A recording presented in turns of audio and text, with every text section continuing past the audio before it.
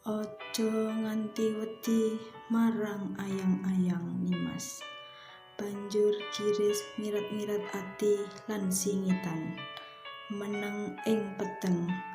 Dalanan gilar kanthi padhange bulan wengi iki wis dadi lumrah saben tumindak laku.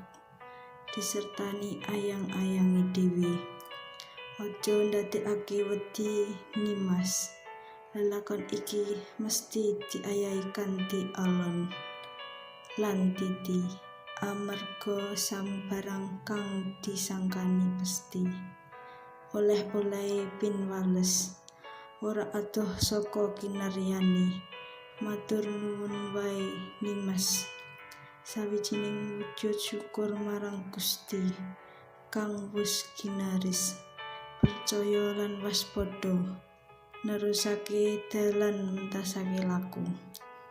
Aja nganti kingsir saka takdir.